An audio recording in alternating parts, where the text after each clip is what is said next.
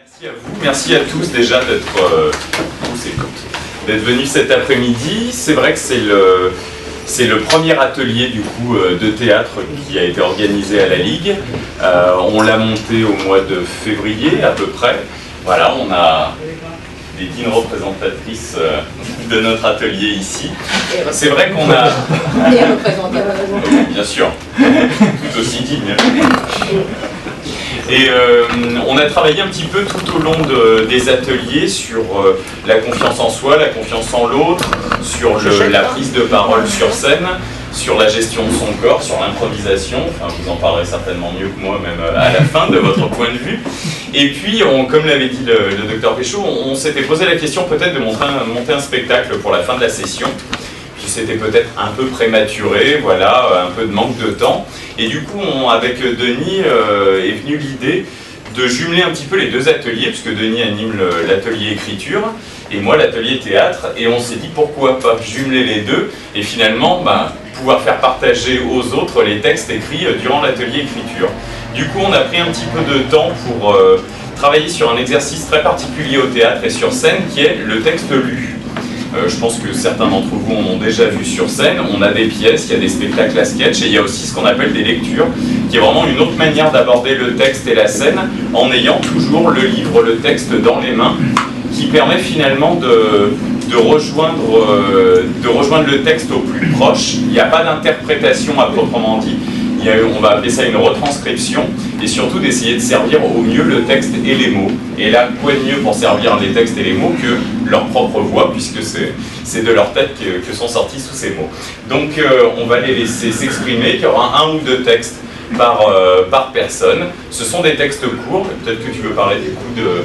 comment ça s'est passé pour l'atelier. En fait, l'idée c'était, d'après le petit déjeuner de Prévert, sur sa construction, non, mais de faire aussi donc un texte qui était complètement différent du petit déjeuner, mais un petit peu des phrases très courtes, et avec quelque chose à la fin qui fasse une chute inattendue. Voilà. Donc on avait déjà cette première, et puis après on a écrit un peu aussi sur des textes plutôt plus libres, voilà, et on verra bien ce que ça va donner. C'est très bien déjà à l'écrit, donc imaginez à l'oral, ça va être fantastique. Voilà, entamons. À moins qu'il y ait des questions ou des journalistes quelque chose avant. Oui, Et bon, on est parti. Alors voilà un texte, donc la consigne étant un remake de Prévert. Donc la ménagère, elle a épluché les poireaux, elle a épluché les carottes, elle a épluché les navets sur le papier journal posé sur la table. Dans la marmite, elle les a placés. Elle a allumé le feu de la gazinière, elle a posé le faitout sans lui jeter un regard. Elle a nettoyé l'évier. Elle a nourri le chat parce qu'il miaulait. Elle s'est étendue sur le lit. Elle a entendu le tic-tac de l'horloge du salon. Elle a pris sa pilule. Elle a posé sa tête sur l'oreiller pour ne plus entendre les cris de son cœur, pour ne plus voir les débris de son corps. Et elle est partie.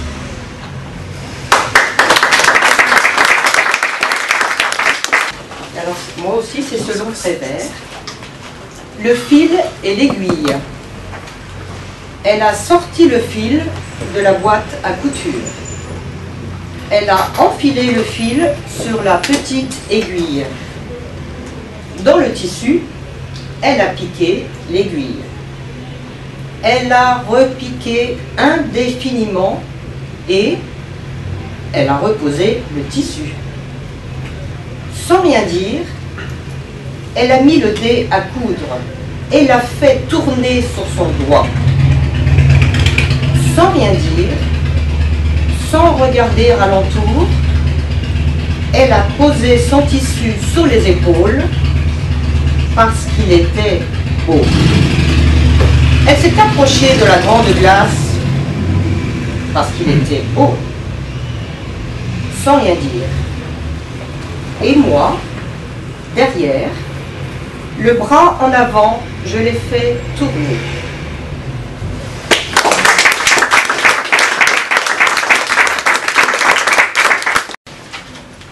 Joseph entre dans la chambre. Il ouvre sa mallette. Il sort différents instruments. Il sort le coton, le savon. Il remplit la cuvette avec de l'eau. Il procède à la toilette. Il obture les cavités. Il réalise le rite d'aspersion. Il étire les bras du défunt, les place de part et d'autre de son corps. Il lui ouvre les mains. Il a du mal. Le corps est raide. Il ouvre le sac, en extrait de talit. Il prend les ciseaux, coupe les franges du châle de prière. Il l'habille. Il enveloppe la tête avec un linge blanc. Il lui demande pardon. Il a peut-être oublié de laver une partie de son corps. Tout de blanc vêtu, Maclouf est prêt pour son dernier voyage. En même temps, ça ne servait pas à grand-chose de le laver, puisqu'on l'a retrouvé mourant dans sa baignoire.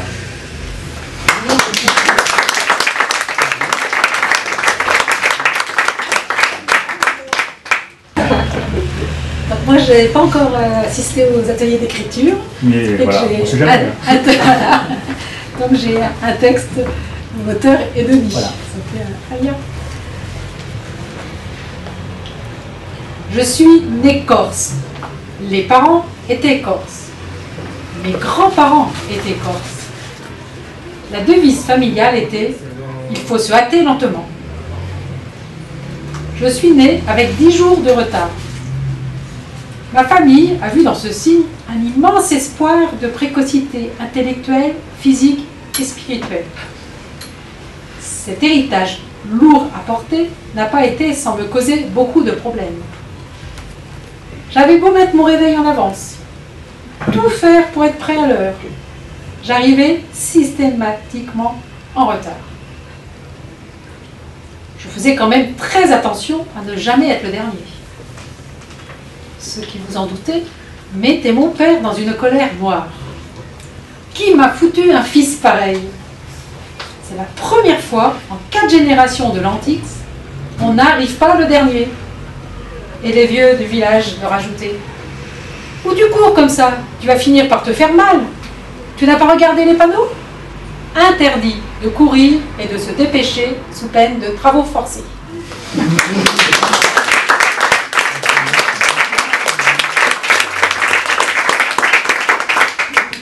Bonjour, donc moi je ne fais pas non plus partie de l'atelier d'écriture, mais j'ai un texte de Victor Hugo qui s'intitule « À une jeune fille ». Vous, qui ne savez pas combien l'enfance est belle, enfant, n'enviez point notre âge de douleur, où le cœur tour à tour est esclave et rebelle, où le rire est souvent plus triste que vos pleurs.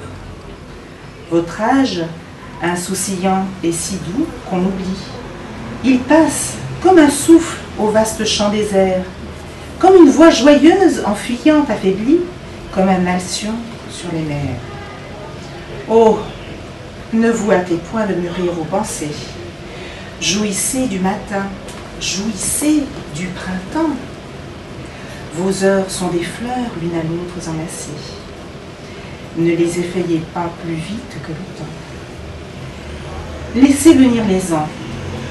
Le destin vous dévoue comme nous au regret, à la fausse amitié, à ces mots sans espoir que l'orgueil désavoue, à ces plaisirs qui font pitié. Riez pourtant, du sort ignorez la puissance, riez! N'attristez pas votre front gracieux, votre œil d'azur, miroir de paix et d'innocence, qui révèle votre âme et réfléchit les cieux.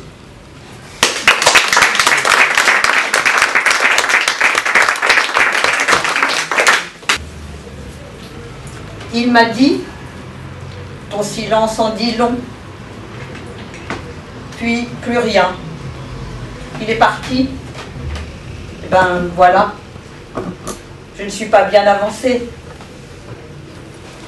Quand je me tais, il me dit que je parle. Mais quand je parle, il ne m'écoute pas. Je ne sais plus ce qu'il faut faire. Parler, me taire, c'est pareil.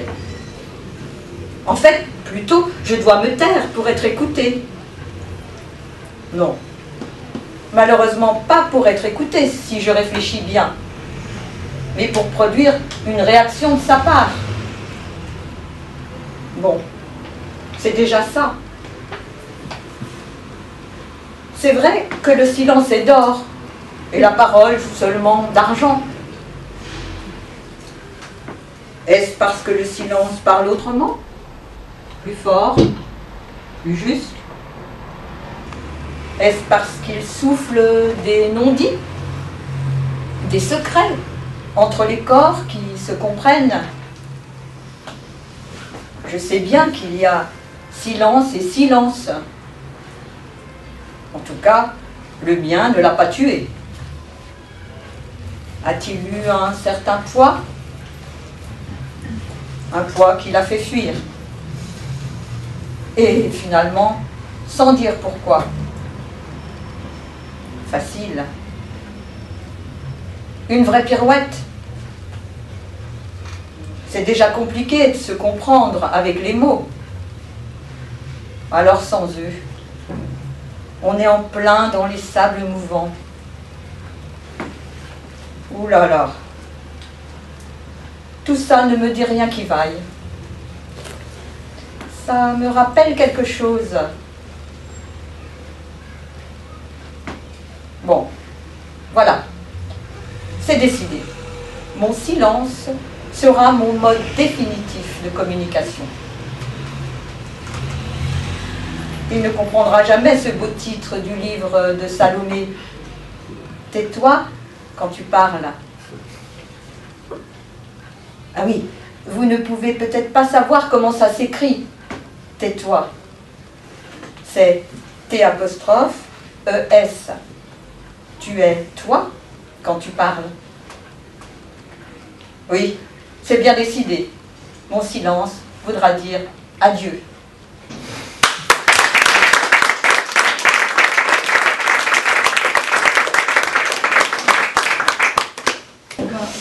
Alors je voulais dire, c'était juste pour reprendre un petit peu la thématique de la communication et du couple, un autre texte, couple. Elle a mis du rouge sur ses lèvres et elle lui a souri. Il a mis sa veste de cuir et il lui a souri. Elle a arrangé sa frange dans le miroir. Il a pris son manteau, il a cherché ses clés dans l'entrée. Elle a ouvert la porte. Elle a regardé l'heure sur sa montre. Elle a levé les épaules. Il a fermé la porte de la maison. Il est monté en voiture. Sans un mot, au travail, ils sont partis.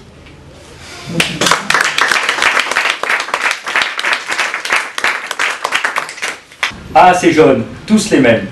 Ils courent dans tous les sens, et finalement, ils font du surplace. Et dès que tu les appelles, la seule réponse que tu as, c'est « J'arrive ». Et depuis qu'on est sur ce banc, on n'a jamais rien vu arriver. On en a vu passer, mais arriver, jamais. Du coup, suivant leurs conseils, je me suis mis à attendre. Et vous ne pouvez pas vous imaginer ce qui arrive quand on attend. Tout le monde s'arrête pour vous demander « Qu'attends-tu » Je réponds « Vous ». Une fois, une jolie femme est restée. J'ai voulu m'enfuir, mais je ne courais pas assez vite. Pensez-vous, depuis le temps que j'attends, j'ai perdu l'habitude de courir. Tout ça pour dire qu'elle m'a rattrapé et que depuis, elle me lâche plus. Depuis ce jour, je cours toujours. Je n'ai plus une minute à moi. Plus je cours, plus le temps passe vite. Et plus je cours après le temps qui passe, et plus je deviens vieux. Si je ralentis pas, je vais finir comme ces petits vieux sur un banc à regarder le temps passer. Vite, vite, la vie est courte.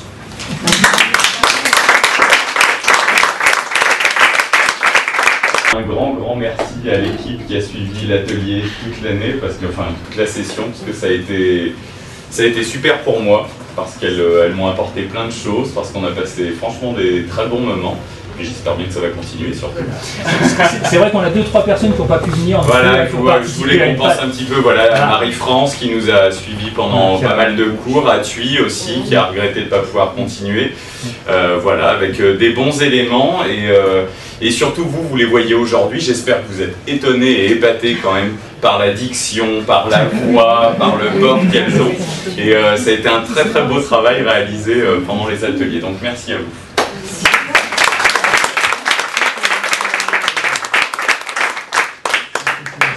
Merci à nos animateurs. c'est un plaisir. Voilà. Tout a été effectivement baigné de plaisir et Oui. de faire tous ces ateliers de patience. C'était l'objectif. Non, mais c'est sûr. Voilà, peut-être qu'il y en a qui ont des questions, si jamais il y en a qui sont intéressés pour la prochaine session. Vous allez continuer dans le même mode ou vous allez évoluer dans le... Alors on est en réflexion justement en ce moment sur c'est des choses aussi qu'on va discuter, Avec dont notre on va président. discuter en interne. Je ne vais pas anticiper, mais oui, on va certainement continuer sur ce mode-là. Et c'est vrai qu'on a essayé vraiment, c'est ce que je disais tout à l'heure, d'aller dans plein de disciplines différentes, que ce soit de la lecture, que ce soit de l'improvisation, du mime, du travail de texte, du travail de silence aussi. C'est quelque chose que j'aime beaucoup sur scène. Voilà, donc on va essayer, on va continuer dans cette direction-là, en tout cas sur un petit peu tous les vecteurs qu'on peut utiliser pour l'expression scénique. Oui. Je voudrais poser une question à chacune d'entre vous, les participantes. Qu'est-ce que vous avez appris, qu'est-ce que vous avez appris de manière pratique?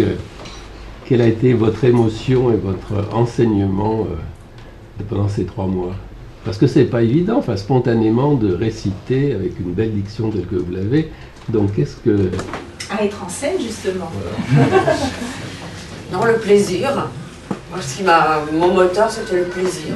Sans pas avoir d'autre but que celui-là. Donc le plaisir de venir, et puis régulièrement de progresser, mais sans... On ne s'est jamais dit on allait faire un spectacle, il fallait qu'on prouve quelque chose. Non, c'était vraiment le plaisir. Enfin, en ce qui me concerne. Qu'est-ce qui était le plus difficile?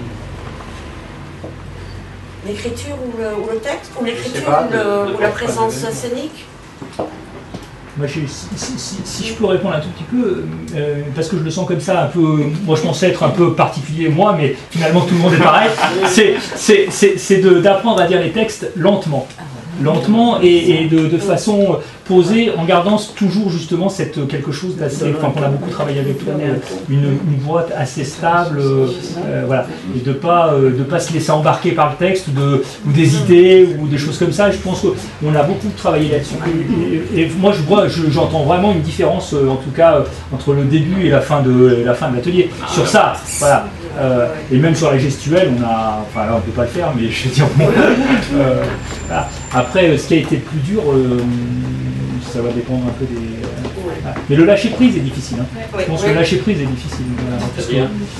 Voilà, c'est-à-dire par exemple quand Clément nous faisait travailler sur des choses, des thématiques sur scène, des actions corporelles ou des choses comme ça. Il fallait quand même un peu lâcher, fallait oublier ce qu'on était. Je me souviens que tu avais fait, nous faisais tourner des fois autour de la pièce, oui. Et puis tu nous disais à un moment donné, je sais pas, tu nous sortais une phrase et il fallait qu'on ait une attitude particulière. Je sais pas, si tu nous dis cheval, il fallait faire cheval, quoi. Donc à un moment donné, il faut lâcher prise, quoi, pour faire le cheval. Tu vois ce que je veux dire. Et donc, et ça c'était quand même pas. Je trouvais que c'était un exercice assez difficile. En tout cas pour moi, je me suis senti comme. Mais que ce soit de toute manière pour tout le monde, je pense que sur scène, ce qui est le plus compliqué, effectivement, c'est le lâcher prise. Parce que c'est un petit peu le dernier bastion qu'on essaye de sauvegarder. Jusqu'à la fin, on se dit non, je suis maître de moi, je me maîtrise. Et ça, que ce soit des amateurs ou professionnels, même si j'ai jamais vu la différence en fait entre les deux. Amateur, c'est qui aime, hein, donc à partir du moment où on aime quelque chose, on le fait bien.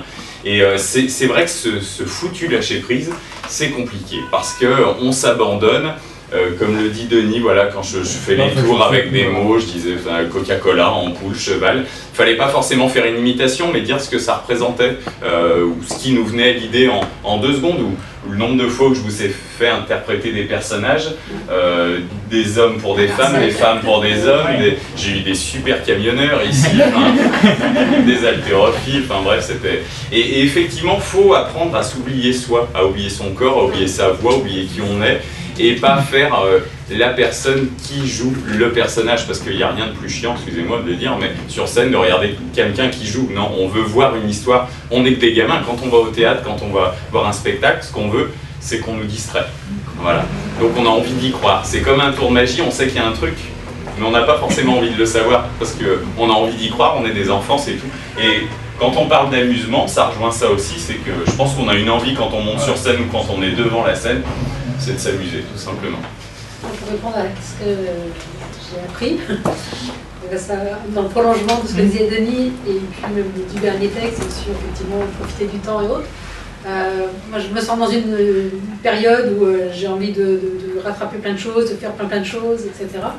Et ce qui fait que j'ai un peu tendance à parler vite, donc, à faire des gestes et autres. Et avec le théâtre, là, justement, j'ai appris à faire en sorte que les choses ne viennent pas polluer. C'est-à-dire que laisser le temps d'avoir à la fois la lecture de ce qu'exprime le corps, la lecture du message parlé, la lecture des émotions.